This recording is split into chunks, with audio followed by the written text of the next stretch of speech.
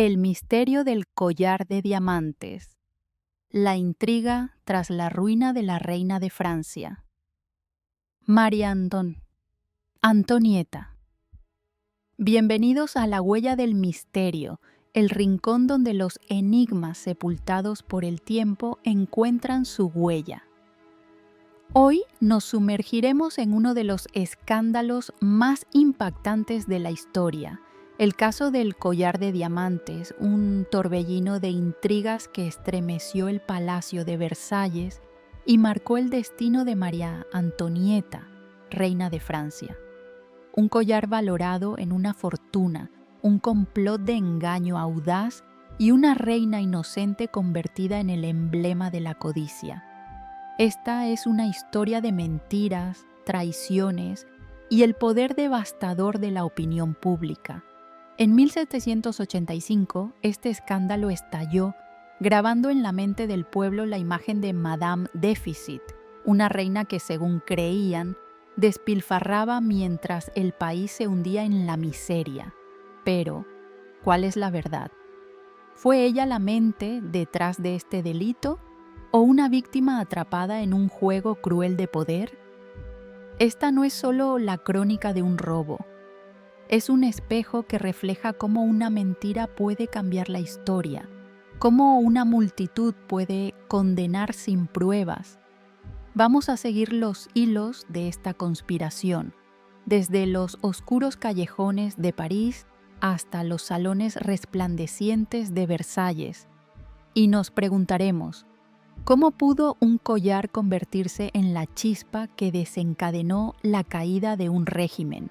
Si te fascinan los misterios históricos como este, suscríbete al canal La Huella del Misterio y activa la campana de notificaciones para no perderte los próximos episodios, donde seguiremos desvelando los secretos del pasado. Adentrémonos en la Francia de la década de 1780, un reino donde el esplendor ocultaba una fractura profunda. La Francia de los años 1630 era un lienzo de contradicciones amargas. En Versalles, la nobleza se sumergía en un mundo de opulencia, banquetes interminables, vestidos relucientes de hilos dorados y bailes bajo la luz de candelabros majestuosos.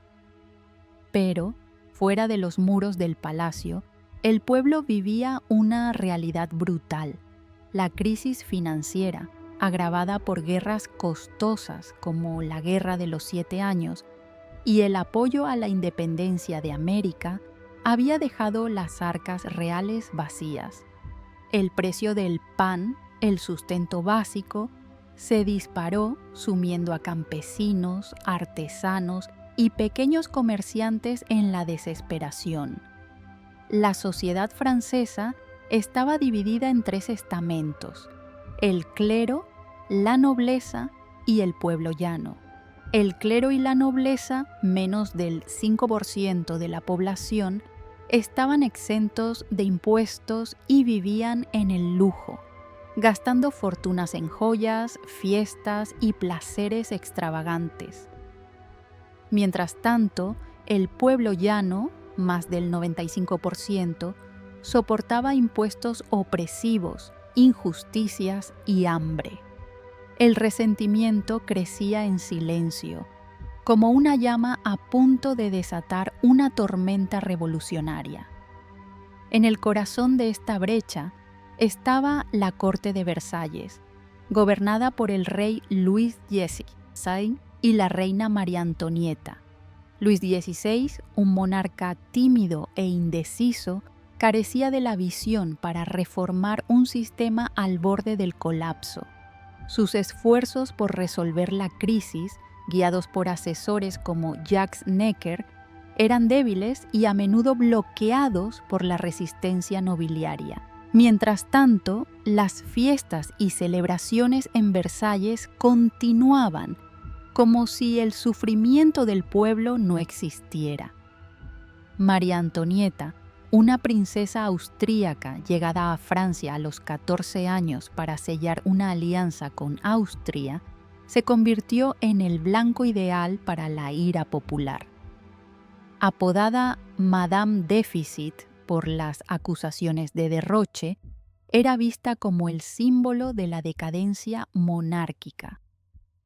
Su origen extranjero, su pasión por la moda y su retiro al Petit Trianon, un pequeño palacio privado en Versalles, la hacían parecer distante, incluso frívola, ante un pueblo que luchaba por sobrevivir. Pero, ¿era realmente la reina extravagante que todos imaginaban?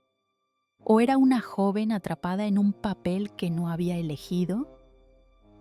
La prensa de la época, cada vez más influyente, desempeñó un papel clave en moldear esta percepción. Panfletos y caricaturas inundaban París, acusándola de gastar millones en joyas, amantes y caprichos, sin pruebas sólidas. Estas historias, aunque exageradas, avivaron el odio hacia la monarquía y prepararon el escenario para un escándalo que lo cambiaría todo: el caso del collar de diamantes. Exploremos cómo una joya desató una tormenta imposible de controlar. En 1785, un collar de diamantes valuado en 1,6 millones de libras, equivalente al presupuesto de una provincia entera, se convirtió en el centro de uno de los mayores escándalos de la historia francesa. No fue un robo común, sino una estafa meticulosamente planeada, ejecutada por un grupo de personajes ambiciosos que aprovecharon el nombre de María Antonieta para engañar a los joyeros más prestigiosos de París. Sin embargo, la reina, lejos de ser cómplice, era completamente inocente. Entonces, ¿por qué se la señaló como la culpable? Todo comenzó con Charles-Auguste Boehmer y Paul Bassenges, dos joyeros parisinos de renombre. En la década de 1770 habían creado una obra maestra, un collar con 647 diamantes, algunos del tamaño de nueces, engarzados en un diseño exquisito. Originalmente concebido para Madame du Barry, amante de Luis XV, el collar quedó sin comprador tras la muerte del rey en 1674. Los joyeros, agotados tras años de trabajo y una inversión colosal, creían que María Antonieta, conocida por su gusto por la moda, sería la compradora ideal, pero María Antonieta no estaba interesada. Aunque amaba los vestidos y las joyas, era consciente de la crisis financiera y había comenzado a reducir sus gastos personales. Además, su presupuesto estaba estrictamente controlado por la corte, y una joya de tal valor requería la aprobación del rey. Los joyeros, sin embargo, no se rindieron. Su obsesión por vender el collar los hizo vulnerables a un complot que cambiaría la historia. En escena aparece Jeanne de Valois-Saint-Remy, condesa de La Motte, la mente detrás de la estafa. Jeanne era una mujer astuta y ambiciosa, descendiente lejana de una familia noble empobrecida. A pesar de su título, vivía al borde de la ruina y estaba decidida a escalar socialmente. Con un talento para la manipulación, Jeanne se presentaba como amiga íntima de María Antonieta, aunque nunca había tenido contacto directo con la reina. Su carisma y mentiras le ganaron la confianza de figuras influyentes, incluido el cardenal Luis de Rohan, un noble de alto rango con un pasado turbulento. Rohan, ex embajador en Viena, había perdido el favor de María Antonieta por rumores que difundió sobre su madre, la emperatriz María Teresa. Ansioso por recuperar la gracia de la reina, Rohan era el blanco perfecto para Jeanne. Ella lo convenció de que podía mediar con María Antonieta, alimentando sus ilusiones con falsas promesas de reconciliación. Pero Jeanne tenía un plan mucho más audaz: usar el nombre de la reina para apoderarse del collar. En 1784, Jeanne persuadió a Rohan de que María Antonieta deseaba comprar el collar en secreto, sin que el rey lo supiera, para evitar críticas públicas. Para hacer creíble su engaño, Jeanne falsificó cartas con la firma Marie Antoinette de France y organizó un encuentro nocturno en los jardines de Versalles, donde una prostituta, Nicole d'Oliva, se hizo pasar por la reina en la penumbra. Rohan, engañado, creyó estar negociando directamente con María Antonieta y aceptó actuar como intermediario con los joyeros. En enero de 1785, Rohan negoció la compra del collar con Boehmer y Bassench, acordando pagos a plazos. Los joyeros, confiando en la supuesta autorización de la reina, entregaron el collar a Jeanne, quien lo recibió en nombre de María Antonieta. Pero en lugar de llevarlo al palacio, Jeanne y su esposo, Nicolas de la Motte, desmontaron el collar y vendieron los diamantes en el mercado negro de París y Londres. La estafa parecía perfecta, hasta que los joyeros, al no recibir los pagos acordados, acudieron directamente a la reina. María Antonieta, al enterarse, quedó horrorizada. No solo no había encargado el collar, sino que ni siquiera sabía de su existencia. Furiosa por el uso indebido de su nombre, exigió una investigación. En agosto de 1785, el escándalo estalló. Rohan fue arrestado públicamente en Versalles, Jeanne y sus cómplices fueron capturados, y el caso llegó a los tribunales. Pero lo que comenzó como una estafa se transformó en una catástrofe para la monarquía.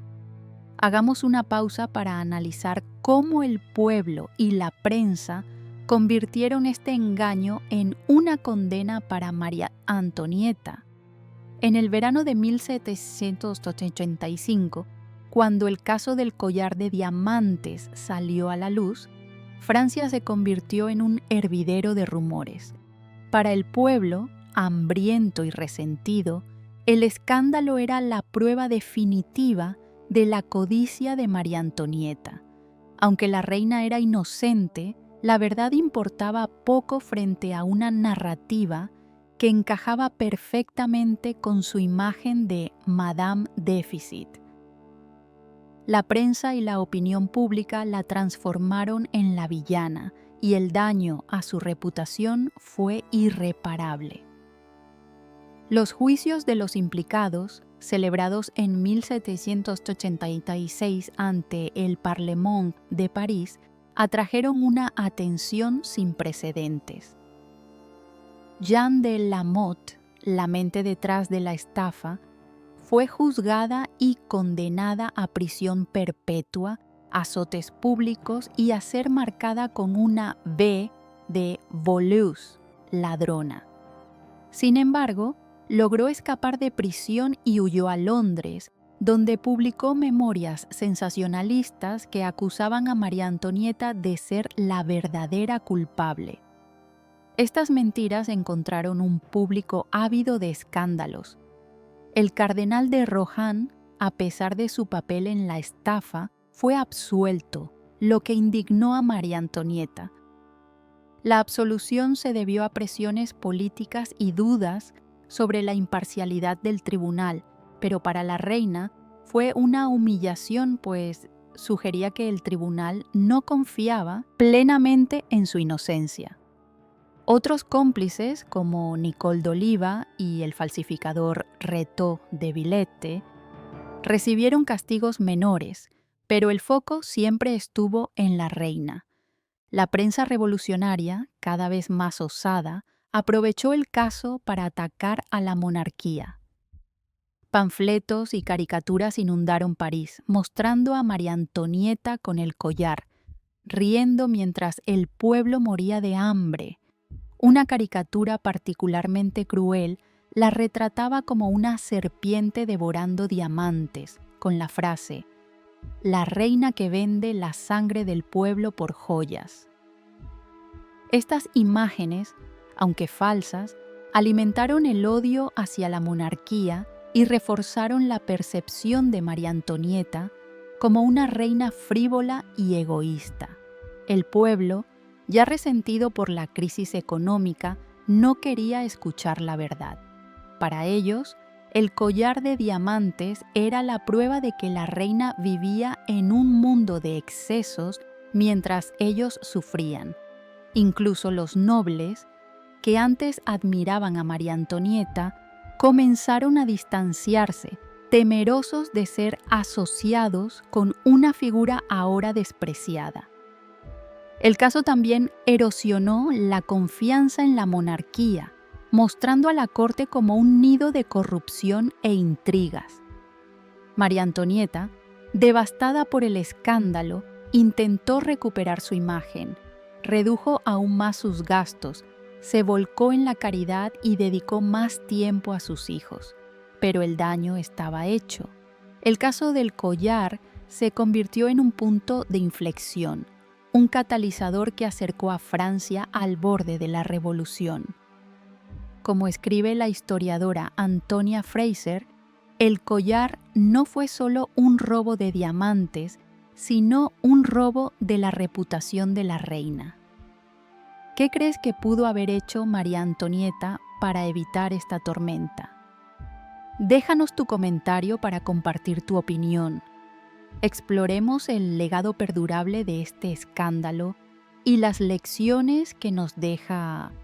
El caso del collar de diamantes no fue un escándalo pasajero, fue un momento decisivo que cambió la percepción de María Antonieta y aceleró la caída de la monarquía francesa. Aunque la reina era inocente, el caso cristalizó su imagen como la reina derrochadora, una narrativa que la persiguió hasta la guillotina. En los años siguientes, el escándalo se convirtió en un símbolo de los excesos del antiguo régimen. Cuando la Revolución Francesa estalló en 1789, los revolucionarios usaron el caso como prueba de la corrupción de la monarquía. Panfletos y discursos recordaban el collar como un ejemplo de cómo los poderosos vivían a costa del pueblo.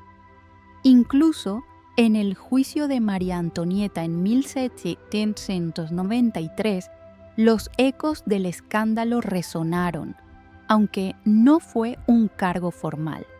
En la cultura popular, el caso ha inspirado innumerables obras. Novelas como El collar de la reina de Alexandre Dumas ficcionalizaron la historia, añadiendo capas de intriga y romanticismo. Películas, series y documentales han revisitado el escándalo, a menudo retratando a María Antonieta como una figura trágica atrapada en un juego que no podía controlar. La exposición permanente en Versalles sobre María Antonieta incluye réplicas del collar, recordando su impacto en la historia. Los historiadores modernos, como Frances Mosiker y Evelyn Lever, coinciden en que el caso fue un punto de no retorno. No solo destruyó la reputación de María Antonieta, sino que erosionó la fe en la monarquía, avivando las llamas de la revolución. Como señala Mosiker, el collar fue el primer clavo en el ataúd de la monarquía francesa. Pero el caso también plantea preguntas más profundas. ¿Cómo una mentira pudo tener tanto poder? ¿Por qué la verdad importó tan poco frente a la furia del pueblo? Estas preguntas nos llevan a una reflexión final. La historia del collar de diamantes es más que un relato de engaño, es una advertencia sobre el poder de las percepciones y la fragilidad de la verdad. El caso nos muestra cómo una mentira bien contada puede destruir vidas. María Antonieta no fue juzgada por lo que hizo, sino por lo que el pueblo creía que era. El collar, que nunca tocó, se convirtió en el símbolo de una codicia que le atribuyeron, una narrativa que la prensa y la opinión pública convirtieron en verdad. Este fenómeno no es ajeno a nuestro tiempo. En la era de las redes sociales, un rumor, un titular o un video fuera de contexto pueden arruinar reputaciones en cuestión de horas. La cultura de la cancelación, donde figuras públicas son condenadas por errores amplificados, recuerda cómo María Antonieta fue vilipendiada por un crimen que no cometió. El escándalo también revela la fragilidad de la confianza pública. En 1785, el pueblo francés estaba tan resentido que no quiso escuchar la verdad. Para ellos, María Antonieta era la culpable perfecta y el collar era la prueba que necesitaban. Hoy, en un mundo donde la desinformación se propaga rápidamente, debemos preguntarnos: ¿cuántas veces juzgamos sin conocer todos los hechos? ¿Cuántas Marías Antonieta son condenadas por la opinión pública antes de que la verdad salga a la luz? Finalmente, la historia de María Antonieta en este escándalo es un recordatorio de humanidad. Tras el caso, escribió una carta a su hermano, el emperador José II, expresando su dolor por ser incomprendida, aunque no mencionó específicamente el escándalo. A pesar de las mentiras, siguió siendo una madre, una esposa, una mujer que buscaba sentido en un mundo que la había convertido en un símbolo de odio. ¿Fue una reina culpable o una mártir de las apariencias? En un mundo donde las percepciones pesan más que los hechos, ¿cuántas historias como la de María Antonieta siguen ocurriendo? La verdad es un tesoro frágil y protegerla requiere valentía, incluso cuando la multitud grita lo contrario. Gracias por acompañarnos en la huella del misterio para desentrañar el caso del collar de diamantes. Suscríbete al canal, comparte esta historia y déjanos tu comentario. ¿Crees que María Antonieta pudo haber evitado este escándalo? ¿Fue el collar la verdadera causa de su caída o solo un pretexto? La próxima vez exploraremos otro capítulo oscuro de la vida de María Antonieta, donde las intrigas de la corte dieron paso a la furia de la revolución. No te lo pierdas. Fuentes: basado en Antonia Fraser, María Antonieta, el viaje; Frances Mosiker, El collar de la reina; Evelyn Lever, María Antonieta, la última reina de Francia; y documentos históricos de la década de 1780.